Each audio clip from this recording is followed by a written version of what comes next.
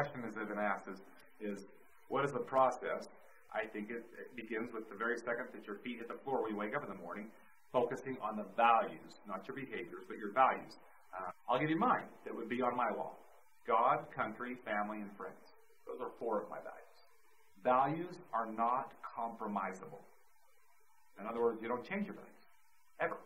However, you can change habit, attitude, belief, and behavior to impact the values and increase their effectiveness. Don't ever ask me to change my friends. I'm not doing it. But if you want me to have better friends or more friends, you can introduce me to friends to increase that value. See how that works? I'm not compromising my values.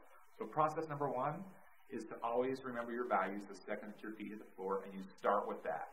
Which brings us to number 2. People have to be willing to change habits in order to have that process work. I'll give you this example.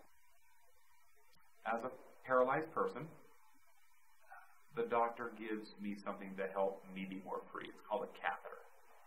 It allows me to come in here and sit here for a couple hours and not have to worry about a thing. Here's the problem. When you wear a catheter, the doctor tells you that you're probably going to get some infections. In fact, you will. And the best thing you can do for those infections is to drink more water if you're not drinking enough. And if the infections get bad enough where you get a little lazy and forget about the water you're supposed to drink, you're going to have to call us up. We're going to have to get you a prescription called Cipro. I want you to know that I've popped 1,000 of those pills because I've gotten lazy. The doctor takes it a step further. If you get even more lazy, the Cipro won't work. You're going to have to come see us at the hospital and we'll give you a shot. That shot will clear you up in 3 days. I want you all to know that I've made a mistake 300 times. I've had 300 shots. If you keep getting lazy and you're not willing to change habits, it will kill you. So, long story short, I had a friend that passed away a few years ago. When I found out how he passed, I decided to change a habit. His wife came to me and told me that he passed away because he got a UTI. They didn't catch it in time. He got a urinary tract infection. The doctors gave him 43 days to live. He lived 40 of those days. I went home. I took the catheter out of my body, and I unhooked the bag from my ankle. I unhooked it, and I burned it in my fireplace. It's true. I went upstairs to the master bathroom via elevator, and I took all the new ones in the boxes, every one of them, and I burned them all. Now I have a problem. I'm in an awkward, uncomfortable spot. I don't know what's going to happen with my bladder. I just know that I have no control over it, and I'm going to have to go through hell because I'm going to have some embarrassing moments. Here's the deal. I tried to drink a lot of water, and I would go and try and self-cath. It just means use the restroom like every other human being. When you got to go to the bathroom, but I don't have that feeling. Got to go, so I got to just go more frequently to make sure that I'm empty.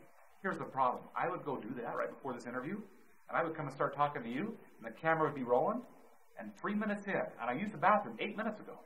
3 minutes in, my pants would be soaked, and I don't have water around me, and the cameras would be right on me. It was very, very damaging on my self-esteem, and I couldn't figure the sucker out. It took a few months, but I found out what it was. Guess what happens whenever I have a soda, no matter what kind of soda it is? So I stopped cold turkey 3 years ago, after Matt passed. Guess how many urinary tract infections I've had since I lost my dear friend?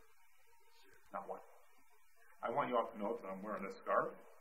I'll be here tonight to watch my son play varsity ball. As soon as I'm done, I'm going right to the game.